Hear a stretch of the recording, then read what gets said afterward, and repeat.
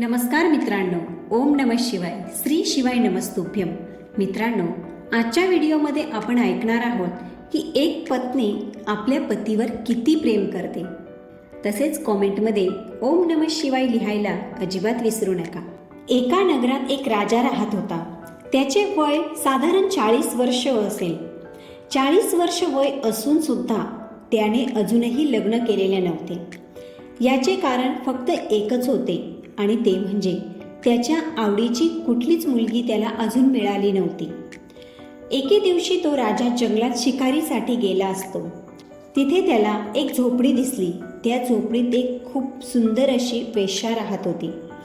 ती एवढी सुंदर होती की तिला पाहून असंच वाटायचं की ती स्वर्गातून जणू अप्सरा पृथ्वीवर अवतरली आहे. मित्रांनो, राजाने जसं त्या स्त्रीला पाहिलं तसं तो तिच्यावर मोहित झाला आणि त्याच्या मनात तिच्याशी विवाह करण्याची तीव्र इच्छा निर्माण झाली.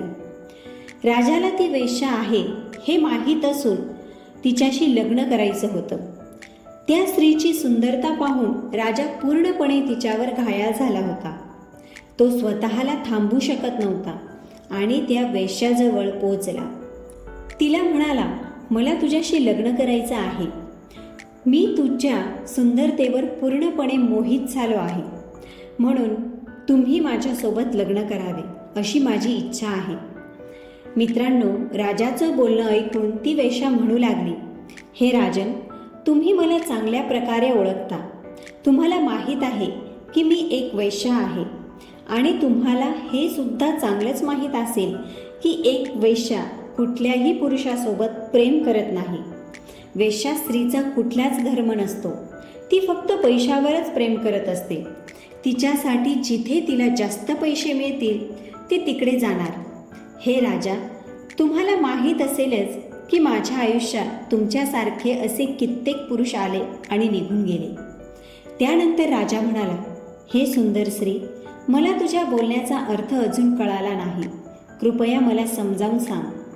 तेव्हा ती म्हणाली, हे राजा, मी अजूनपर्यंत लग्न केलेले नाही. मी कुमारिका आहे आणि तरीसुद्धा मी एका विवाहितेचे जीवन जगत आहे. माझ्याजवळ रोज एक नवीन पुरुष येत असतो आणि माझ्या शरीराला तो त्याच्या इच्छेचा शिकार बनवून तिथून निघून जातो. कारण एक वेश्या असल्यामुळे हे सर्व मला करावंच लागतं. हे महाराज, माझी आपणास विनंती आहे की आपण पुन्हा आपल्या राज्यात निघून जावे आणि माझ्यासोबत लग्न करण्याचा हट्ट सोडून द्यावा. कारण तुम्ही एक राजा आहात आणि एक राजाने वेश्यासोबत लग्न केलं तर त्याचा समाजात जनतेमध्ये खूप मोठा अपमान होईल आणि हे अजिबात योग्य नाही. राजाची राणी म्हणून एक वेश्या शोभत नाही, तर राजाची राणी म्हणून एखाद्या राजाची राजकुमारीच असली पाहिजे आणि त्यामुळेच तुम्ही माझ्यासोबत विवाह करण्याचा हट्ट सोडून द्या. मित्रांनो, वैश्याचं बोलणं ऐकून राजा तिला म्हणाला, मला माहीत आहे की तू एक वेश्या आहेस आणि तरीही मी तुझ्या सुंदरतेवर पूर्णपणे मोहित झालो आहे. मी तुझ्यासोबत लग्न केल्याशिवाय पुन्हा घरी जाणार नाही आणि म्हणूनच तू माझ्यासोबत लग्न कर आणि माझी राणी बनून माझ्या राजदरबारात चाल. राजाचा हा हट्ट पाहून ती वेश्या समजून गेली की राजा आता काही केल्या ऐकणार नाही. तो तिच्या सुंदरतेवर पूर्णपणे मोहित झाला होता. त्या वेश्याने राजाला खूप समजावण्याचा प्रयत्न केला, परंतु राजाने तिचं काही ऐकलं नाही. राजा त्याच्या मताशी ठामच राहिला. तेव्हा ती वेश्या म्हणाली, ठीक आहे राजासाहेब, मी तुमच्यासोबत लग्न करायला तयार आहे. मी तुमची राणी व्हायला तयार आहे, परंतु तुम्हाला माझ्या 2 अटींची पूर्तता करावी लागेल. जर तुम्हाला माझ्या ह्या 2 अटी मंजूर असतील तर सांगा. राजा बोलला, सांगा तुमच्या कोणत्या 2 अटी आहेत. तेव्हा ती म्हणाली, हे राजन, माझ्या 2 अटी अशा आहेत. माझी पहिली अट आहे, माझ्याकडे 2 बकऱ्या आहेत.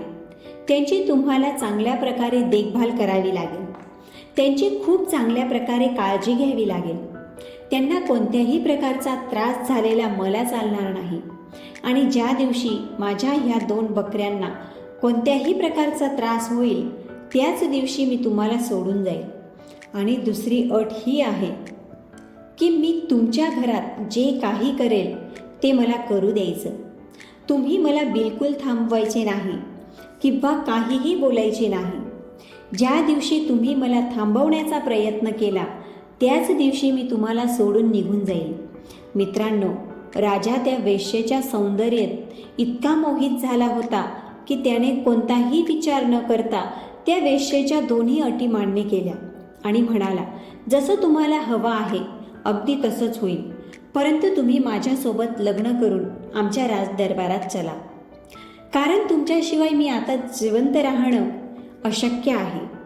तुमच्यावर मी खूप जास्त प्रेम करू लागलो आहे. तुमच्या प्रेमाच्या जाळ्यात मी आता पूर्णपणे अडकलो आहे आणि म्हणूनच आणखी वेळ लावू नका आणि लवकरच माझ्यासोबत लग्न करून राजदरबारात चला. ज्या काही अटी आहेत त्या सर्व अटी मला मान्य आहेत. मित्रांनो, राजाचं हे बोलणं ऐकून ती वेश्या राजासोबत लग्न करण्यास तयार होते. ही खरी गोष्ट आहे की जेव्हा मनुष्याच्या डोक्यावर काम चढलेला असतो तेव्हा तो कोणत्याही गोष्टीचा, कुठल्याही चालीरीतींचा विचार करत नाही. त्याला त्याच्या आयुष्यात दुसरे काहीच दिसत नाही.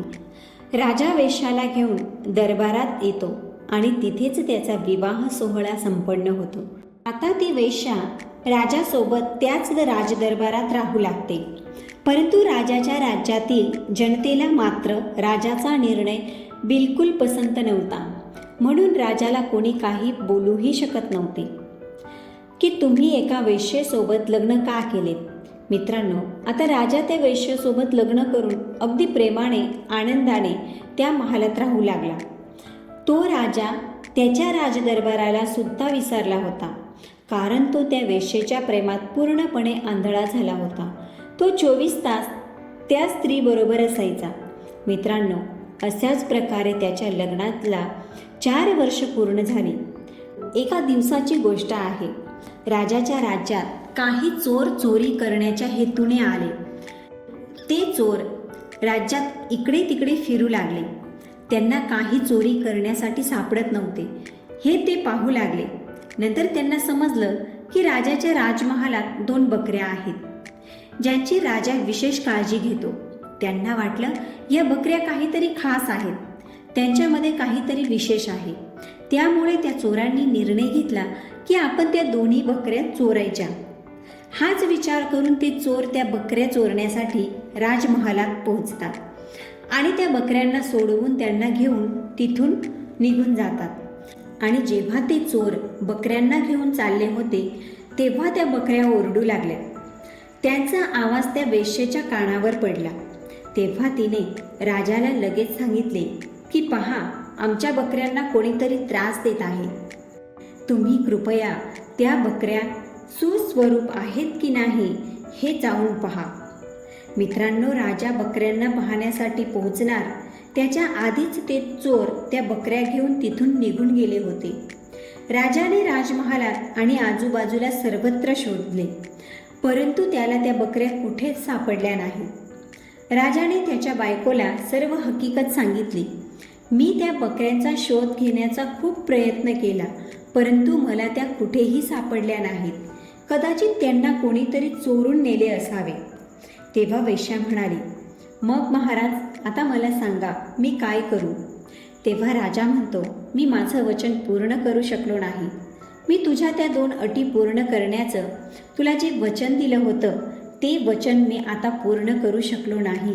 आता तुला काय वाटत असेल ते तू करू शकतेस. तुझा निर्णय घेण्यासाठी तू पूर्णपणे मोकळी आहेस. मित्रांनो, राजाचं बोलणं ऐकून ती वेश्या राजाला म्हणते, मी माझ्या अटीनुसार तुम्हाला सोडून आता निघून जात आहे. ती वेश्या जी होती ती राजाला सोडून पुन्हा तिच्या झोपडीच्या दिशेने गेली. वेश्येला जाताना पाहून राजा काहीही न बोलता फक्त तिच्याकडे बघत होता. वचन दिलं असल्यामुळे तो तिला थांबवू शकत नव्हता. राजाच्या डोळ्यातून अश्रू टपकत होते.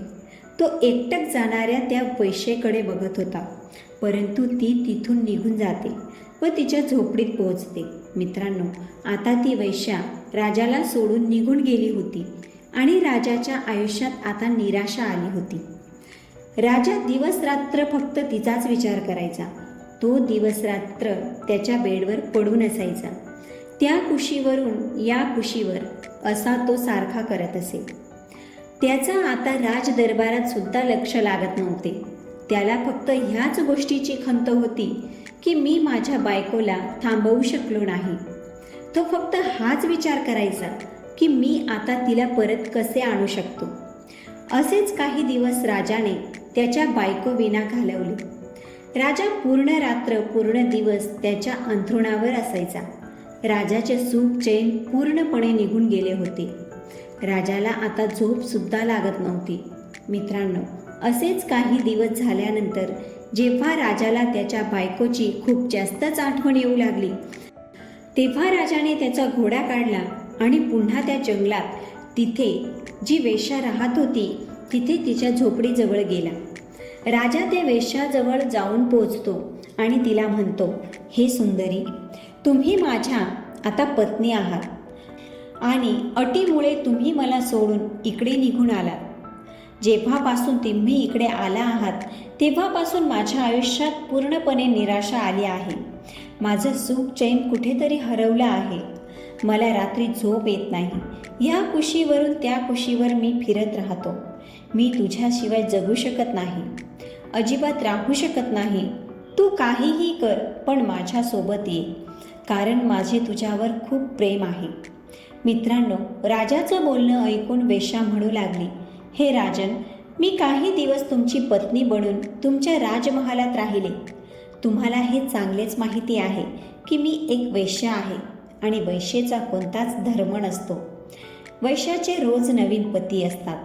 प्रत्येक दिवशी तिची नवीन पुरुषासोबत ओळख होत असते, कारण वेश्येचे कामच ते आहे. तिच्या शरीराला विकायचं आणि मी हे माझं काम करत आहे. तुमच्यासारखे कामाचे पुजारी माझ्याजवळ येतात आणि त्यांची इच्छा पूर्ण करून निघून जातात. मी एक वैश्या आहे. मी काही दिवस तुमच्या राजमहालात तुमची बायको बनून राहिले, परंतु मी कायमची तुमच्या राजमहालात नाही राहू शकत. तुम्ही तुमचे वचन पूर्ण करू शकला नाहीत आणि म्हणूनच मी तुम्हाला सोडून इकडे परत आले आहे. आणि आता तुम्ही पुन्हा हट्ट करू नका. तुम्ही तुमच्या राज्यात पुन्हा परत निघून जा. राजा म्हणू लागला, नाही सुंदरी, तुम्ही तर माझी पत्नी आहात. तुमच्या विना मी आता राहू शकत नाही. तुमच्या विना मी जगू शकत नाही. तेव्हा वैश्याने समजावलं की राजन, तुम्ही माझ्या प्रेमात खूपच वेडे झाले आहात. हे तुम्हाला शोभत नाही. तुम्ही एक राजा आहात व राजाने एका वैश्यासोबत लग्न करणं हे योग्य नाही. तुम्ही तुमच्या दरबारात निघून जा, परंतु जाण्यापूर्वी मी तुम्हाला काहीतरी सांगते. कृपया लक्ष देऊ नये का? माझ्या या 3 गोष्टी तुम्ही लक्ष द्या. माझी पहिली गोष्ट आहे, राजन, तुम्ही जसं माझ्यावर एका वैश्येवर प्रेम करत आहात ते तुम्हाला शोभत नाही. एका राजाने एका वैश्येसोबत प्रेम करणं, विवाह करणं हे त्याला शोभत नाही, कारण तो राजा असतो.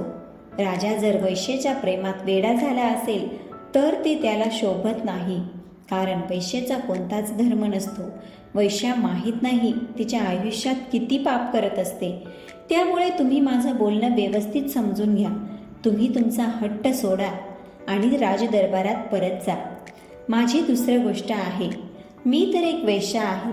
वैश्याचा कोणता धर्म नसतो, परंतु या समाजातील स्त्रियांचा धर्म असतो.